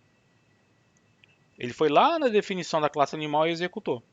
Foi lá na definição. Quando eu chamei o método específico de mamífero, ele executou de mamífero. Então, isso é um poder da orientação a objeto, tá? Da herança. Se vocês repararem, tem um tal de equals, getClass, hashCode, notify, notifyAll, toString, wait. Da onde vem isso? Aí vem um detalhe do Java. Todos os objetos do Java têm um ancestral comum por padrão, que se chama Object. Tá? É essa classe Object. Essa classe Object, ela é o ancestral comum de todo mundo no Java. Você criou uma classe, automaticamente o compilador já coloca como sendo a ancestralidade dela, ou a superclasse dela, como sendo o Object. E aí você passa a herdar funcionalidades dessa classe Object, que é o toString, que é o que seria o toString? Um método que vai pegar o seu objeto e transformar numa string, retornar uma string representando aquele objeto. Que nesse caso aqui vai retornar nada além de um ponteiro. Mas eu posso, daqui a pouco a gente vai ver isso, eu posso fazer o quê? Eu posso fazer um override. Então eu posso criar uma versão do meu método toString que sobrepõe a versão do método original da superclasse e eu crio o meu próprio toString. A gente podia ter usado isso aonde? No display, naqueles métodos display do LED, que eu montava string e retornava string. Então eu podia fazer um override. Agora eu posso fazer um override no toString para isso. Isso é muito comum também em orientação a objeto. Mas vamos voltar aqui. Bom, eu posso ter vários níveis de herança? Posso ter vários níveis de herança. Então, por exemplo, eu tenho um mamífero especial, que é o morcego. O morcego, além de ser mamífero, ele tem uma particularidade, que é dele, que ele voa. Então, o mamífero o morcego estende a classe mamífero, mas ele tem um método só dele, que é o voar.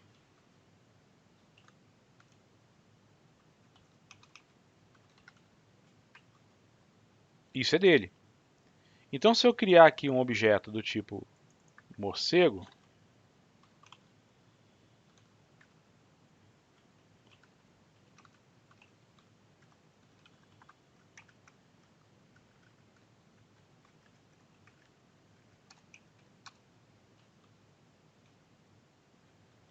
voar está aqui, mas aqui dentro eu tenho o envelhecer, eu tenho o nascer, eu tenho o morrer, eu tenho o mamar, que ele herdou de mamífero, tá?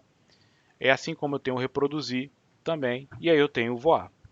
Então o que acontece? Esses métodos, eles são métodos, isso é uma característica da herança, que é quando eu tenho essas particularidades, que é onde eu tenho uma classe mais básica, uma classe base, e aí eu vou criando classes que vão estendendo essa classe, de forma que eu vou acrescentando ou estendendo novas funcionalidades. Só que aí vem um outro conceito importante, que é o polimorfismo. Porque o morcego, ele continua sendo um mamífero, que também é um animal.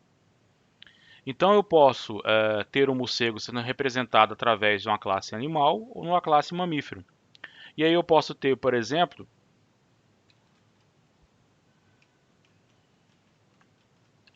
um método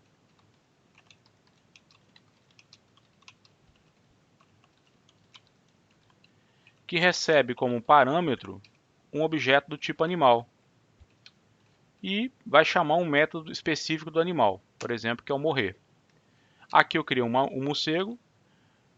Na linha de baixo eu vou criar um mamífero, um objeto do tipo mamífero, e vou chamar o método imprimir, passando o objeto morcego. Repara que nem erro deu, passando o método o objeto mamífero, tá? Eu erro aqui porque está errado. Se eu executar aqui, ó, não deu erro nenhum. Mas professor, o método imprimir recebe uma classe do tipo animal. Não tem importância. Por quê? Morcego é um mamífero que também é um animal. E o mamífero é um animal. E na classe imprimir, eu só estou preocupado em acessar qual método? O método que está na classe animal.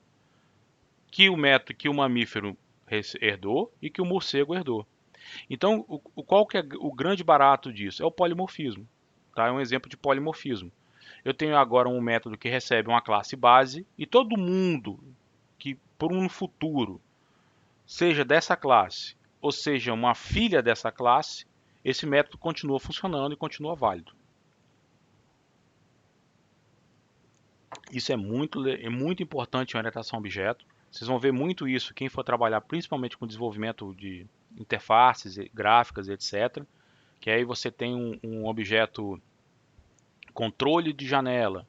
Aí você tem um objeto button que estende o controle de janela, por exemplo. Aí eu tenho um objeto panel que estende o controle de janela. Depois eu tenho uma janela, um window que estende panel e assim segue, tá? Quem trabalha muito com interfaces usa muito esse conceito de extensão, tá? Das diferentes.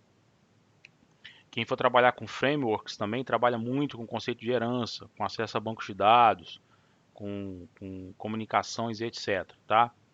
Bom, o último item que eu quero mostrar aqui para vocês seria a sobreposição Professor, override, tá? Fala, Fabrício.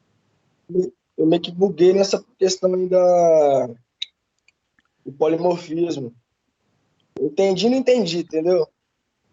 Ah, diga aí. Então, igual, lá na questão da herança eu entendi que que vai pegando tipo, ele vai estender uma classe que está sendo estendida, tá tendo uma extensão de outra classe. Esse polimorfismo, ele faz o quê que eu não entendi muito? Polimorfismo é várias formas. Reparem aqui. O método imprimir, que tipo de objeto que ele recebe? Animal, correto? Só que quem eu passei aqui para cima dele foi um objeto tipo animal? Não, Foi morcego. Mas morcego aham, também é um animal. animal. Então ele recebe esse objeto aqui sem erro. Não deu erro. Ah, entendi. Você está entendendo? Contanto que eu só me atenha às funcionalidades que estão dentro da classe Do animal. animal. Sacou? Ah, tá. Aí se eu fosse, tipo, não, não vai ter como explicar. Se eu fosse caçar uma função que não está dentro da classe animal, mas passasse para imprimir uma função do animal. Tipo, passasse do mamífero. Aí nesse caso você teria que definir mamífero aqui, não animal. Ah, tá, entendi. Não, show. Aí quais objetos esse cara ia aceitar? Os filhos de mamífero, para frente. Ah, tá, entendi. Tu entendeu? Tranquilo. Mas o que eu quero mostrar aqui para vocês, Fabrício, é o seguinte. Vamos imaginar o seguinte. Eu vou alterar esse método morrer aqui no morcego. Digamos que, beleza, o método morrer funciona, mas o morcego ele morre diferente. Tá? O morcego ele é um animal que vai morrer diferente. Ele vai morrer do jeito normal, mas vai ter algum extra, sei lá, vai virar. Morre pro Covid. É, vai morrer virando Covid, tá? Digamos que o morcego morra diferente. Então eu vou, de alguma forma, eu preciso fazer o quê? Sobrepor, criar um novo método morrer, porque se eu chamo o morrer aqui direto, eu vou chamar o morrer que está lá na classe animal. Eu vou criar um novo método morrer. Para isso, basta declarar na classe filha o mesmo nome de método, tá, gente? Igualzinho. Existia antigamente no Java isso aqui, ó, essa diretiva aqui, ó, tá? Essa diretiva, inclusive tá dando até erro aqui, deixa eu ver aqui. Override? Ou eu tô escrevendo errado? Opa, espera aí. Morrer, que tá lá no animal, public void, morrer, ok. Tinha diretiva override. Ué, cadê? Eu tô escrevendo errado ou é o cansaço já que tá perto? Tá certo. Ou Java 14 me quebrou as pernas. Também pode ser possível, não precisa mais disso. Ah, eu que estava escrevendo errado. Tem essa diretiva @override, tá? Que você coloca no método. Isso aí não é mais obrigatório, tá? Isso indica o seguinte, olha, eu estou fazendo um override num método de uma superclasse, de uma classe pai, tá? Mas aí esse cara continua morrendo. Como é que eu chamo a superclasse? Super. Eu quero, dentro do método morrer da classe morcego, eu quero chamar a lógica da minha classe pai, aí eu vou usar o super, tá vendo?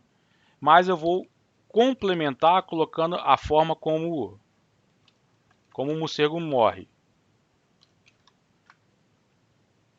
Ok? Coloca aquele Tranquilo. Ozzy, pô. Oi? Coloca aquele vira o Ozzy. Também é melhor, né? Mais amigável, né? O morcego vai virar Uhum, Ozzy legal. Osbourne. Fica mais amigável, né? Pronto. Então o morcego ele morre diferente virando Ozzy Osbourne. Então, aqui, ó, eu vou continuar chamando morrer. Vamos ver o que vai acontecer? Vou comentar aqui.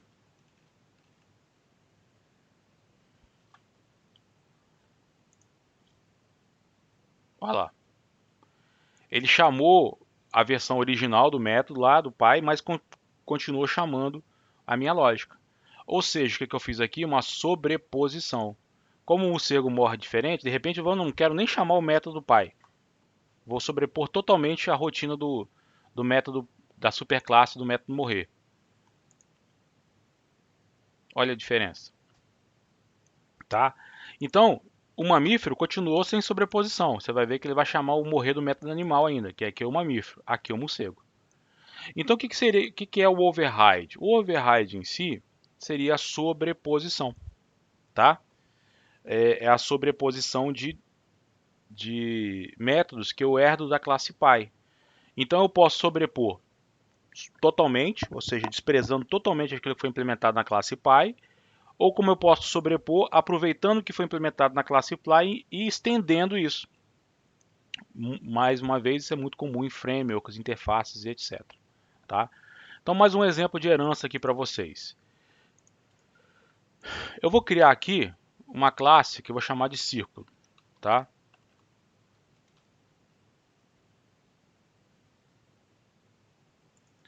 Vou fazer um exemplo um pouco mais avançado. Vou criar aqui uma classe ponto. Vamos prestar atenção aí, tá, pessoal? Fechando aqui, a gente já fecha por hoje. Essa classe ponto, e aí já vai alguns spoilers da prova, hein? Essa classe ponto, ela vai ter dois membros privados, x e y. Nós já fazemos várias vezes isso. Vamos expor esses caras através de propriedades, getX, getY, setX, setY, refactor. Vez aqui. Marca 1, encapsulate, getX, getY, públicos. Vamos fazer o refactor aqui também do Y. Ok. Tá feita aí minha classe ponto. Vou criar aqui uma classe círculo.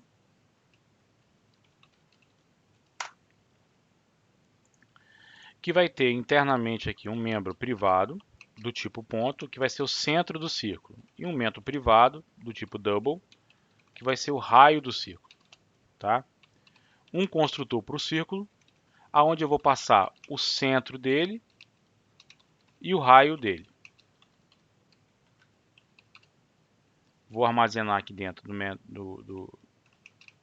o centro. Aí eu tenho que usar o disso para não confundir o que é variável privada do membro privado da classe com parâmetro do construtor.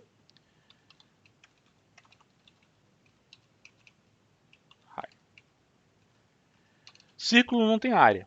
Não, círculo não. Ai, meu Deus do céu. Circunferência. Circunferência. Foi mal, gente. Primeiro eu vou criar uma circunferência. Deixa eu acertar o nome da classe aqui. O nome daqui tem que ter o mesmo. O arquivo tem que ter o mesmo nome da classe. Circunferência não tem área, tem comprimento, correto? Então vou criar uma propriedade aqui chamada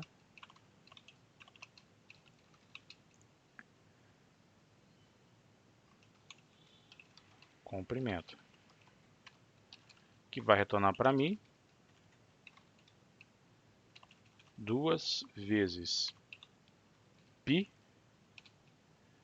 vezes o raio. Ok. Então aqui eu tenho uma classe chamada circunferência. E aí eu vou criar uma classe círculo, que vai herdar de circunferência. Porque qual que é a diferença então do círculo para o raio, para a circunferência? O círculo tem área.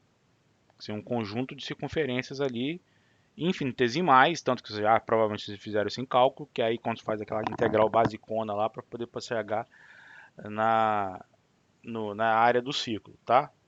0 a 2π, integral, não vou nem fazer essa recordação não, que vocês vão começar a lembrar da Cíntia. Então vamos lá. Círculo vai estender circunferência. O que o círculo vai ter? Tá? Public.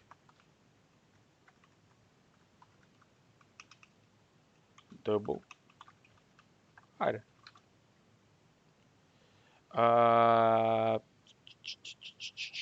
Returning. O que você está reclamando aqui? Ah, tá. Eu preciso... Isso aqui é importante, pessoal. Como a classe pai ela tem um construtor que recebe parâmetros, a classe filha também tem que ter, tá? Beleza? Para eu poder passar para o construtor da classe pai. Dessa forma como está aqui, ok?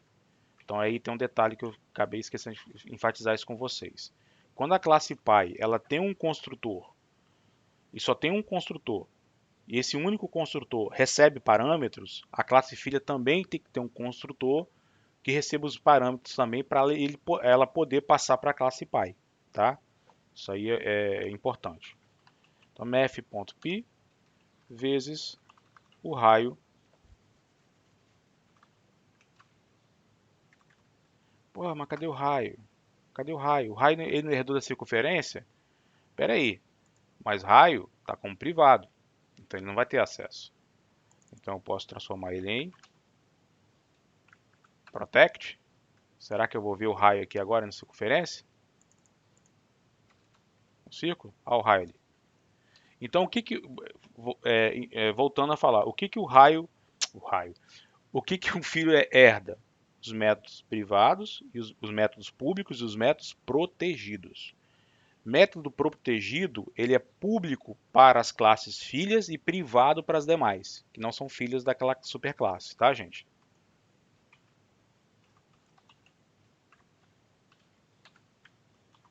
Tá aí. Pô, mas circunferência podia expor o raio e o centro, né? Podia, né, sonso? Então vamos criar aqui uma propriedade somente leitura, que é aquela que tem apenas o método get, pública. E vamos expor o raio também.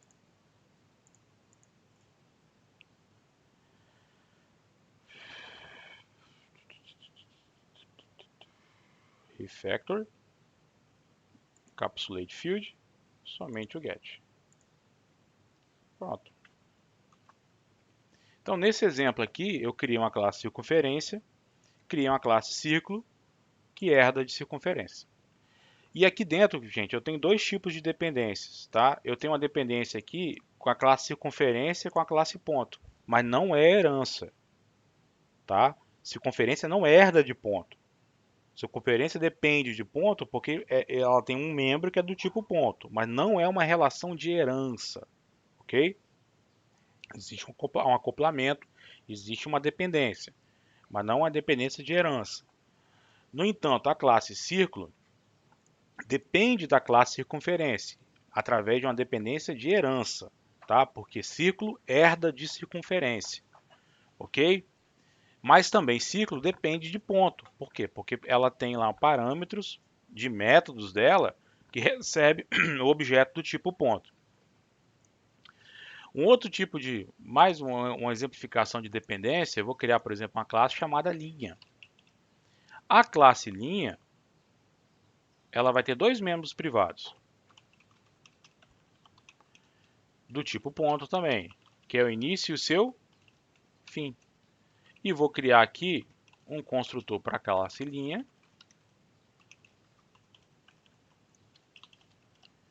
passando para ela o ponto inicial, passando para ela, passando para o construtor o ponto final. Tá? Seria segmento de reta, né? Linha, segmento de reta, seja o que for. E vou armazenar então aqui dentro, no membro privado início, e vou armazenar no membro privado fim. Vou criar uma propriedade que exponha o ponto inicial, mas sem mexer, uma vez criada a gente não vai alterar. E vou criar aqui uma propriedade somente leitura, que exponha para mim o fim. Legal. E vou criar mais uma propriedade que é o quem? Que é o comprimento, que é o tamanho da linha.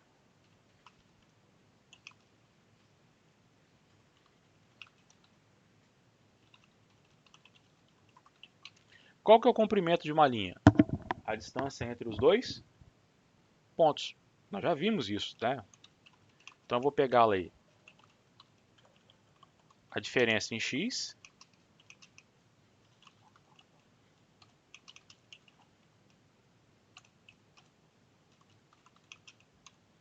a diferença em y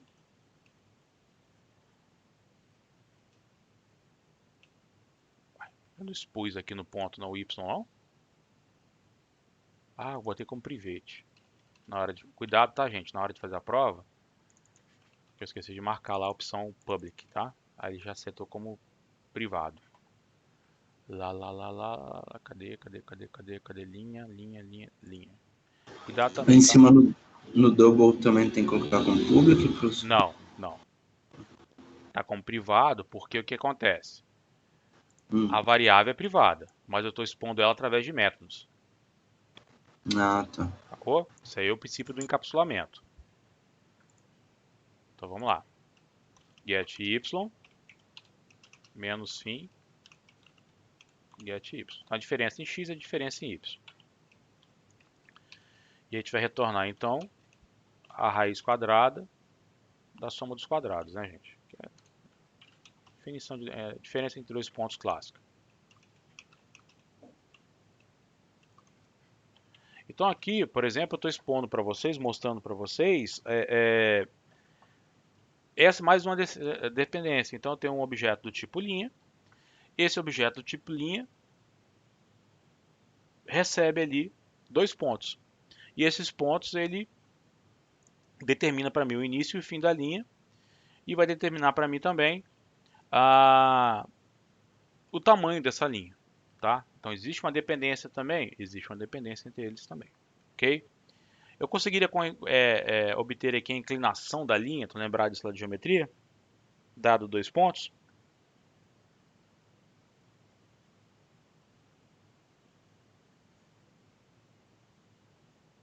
Poderia. Fazendo qual forma? Pode fechar A aí. pergunta, a pergunta difícil não, professor. Ah, tá. Você respondeu poderia na fé, né? Não, tem como fazer, só não lembro a forma. Ah. Se eu pegar o arco tangente da diferença em y dividido pela diferença em x, vai me dar o ângulo da inclinação, correto? Porque a tangente desse ângulo aqui, cateto oposto sobre cateto adjacente, tá? Então a inclinação da reta, que é um ângulo, pode ser dado. Eu vou reaproveitar isso aqui, ó. A programação orientada Ctrl+C, Ctrl+V, ó. Tá?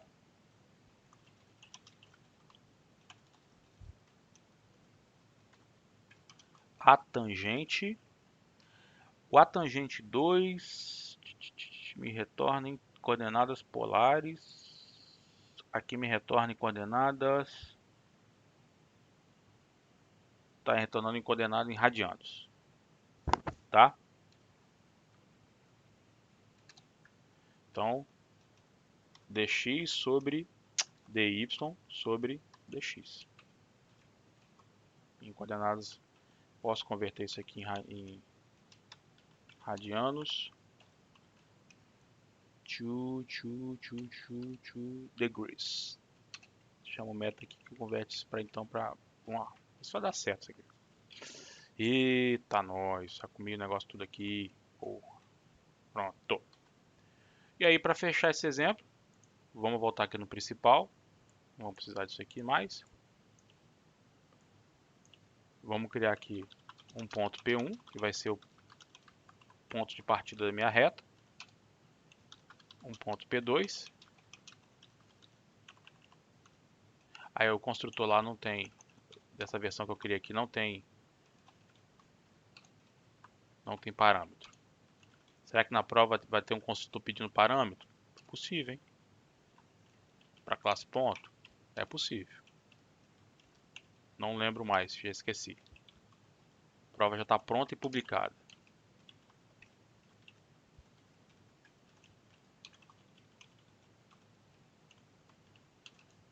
Vamos criar aqui então um objeto do tipo linha, passando para ele o ponto inicial e o ponto final. Vamos imprimir o comprimento da linha e vamos imprimir a inclinação da linha.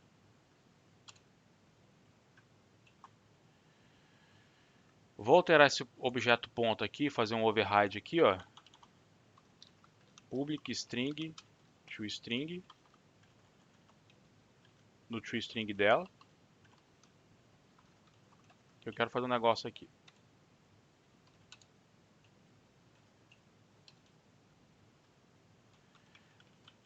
Primeiro vou mostrar sem o override, tá, pessoal? Para a gente poder fechar aí. Cadê o aqui? Vou mandar imprimir o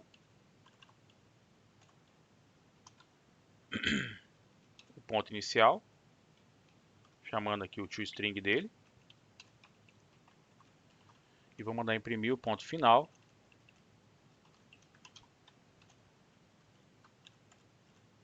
chamando o toString dele. Vamos executar. Ó, o toString. Não diz informação nenhuma, me deu um ponteiro desses caras, né? Então, ou seja, eu vou ter que adaptar esse método aí para me trazer alguma informação útil, né? Não um código de ponteiro, né? Faltou imprimir aqui, né, gente? As saídas aqui, né, da linha, né? Que é o comprimento, que é a inclinação. Vamos executar.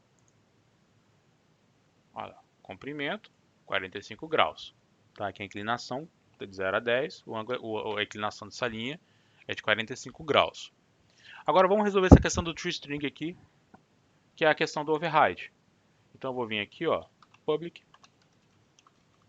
void public string, o método toString que ele herda lá da classe object. Eu gosto de usar o override, apesar de não ser obrigatório, mas só para reforçar o fato de ser um override.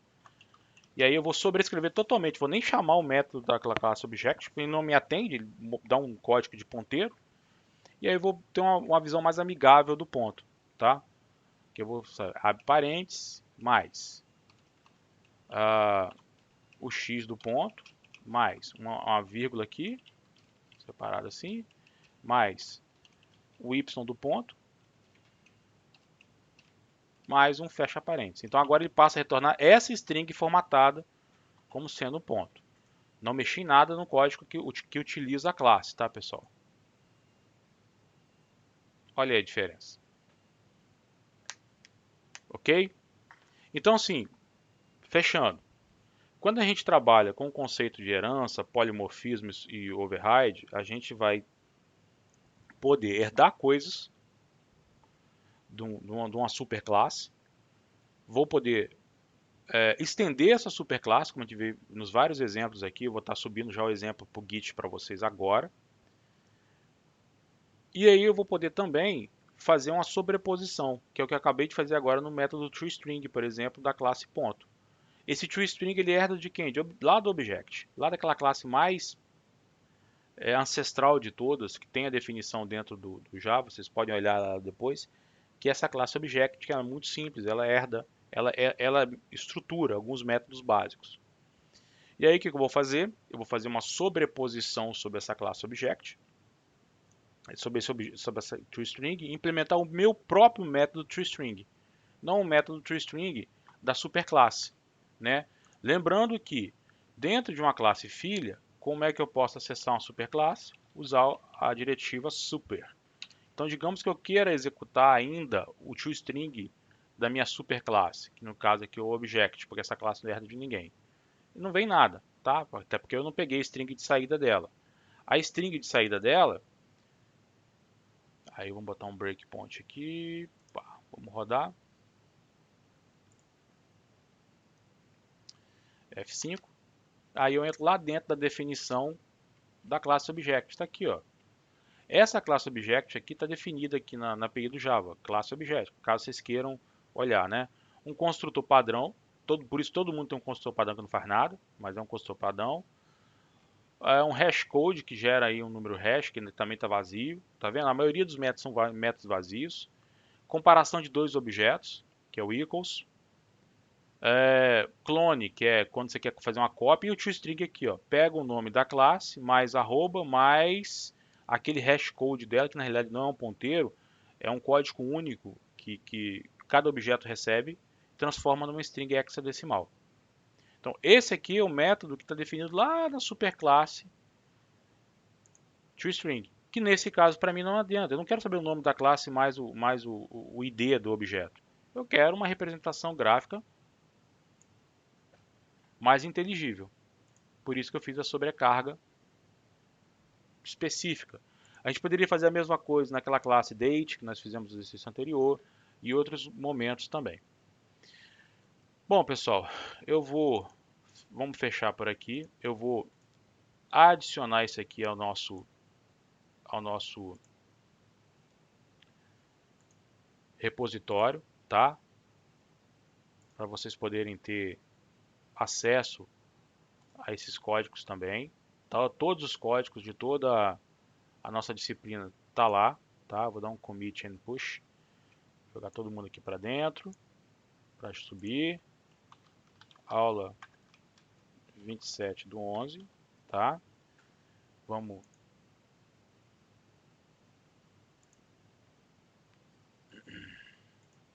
não dar nenhum pause, costuma dar uns erros aí de vez em quando. 35%. Foi. Só recordando então, pessoal, como é que vocês têm acesso a esses códigos fontes? Vocês vão lá no AVA, no nosso AVA.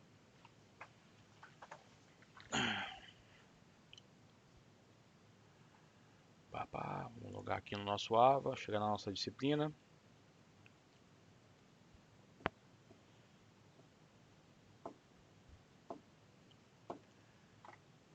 Vamos lá, engenharia, linguagem de programação. O Git está aqui, tá? O endereço do nosso Git está aqui. E aí cai em todos os nossos aqui, inclusive da aula de hoje, tá? Vocês podem acessar as pastinhas dentro do Git, src, e baixa aí as classes, etc e tal, tá? Como vocês podem baixar o Git inteiro aqui, ó, download zip, que aí baixa tudo, tá? Todo o nosso semestre está aqui dentro, com nossas principais aulas e listas de exercícios, etc. Então, pessoal, a gente se vê sábado que vem, se vê não, vocês vão estar resolvendo aí os exercícios da prova, da avaliação, e a gente se vê lá.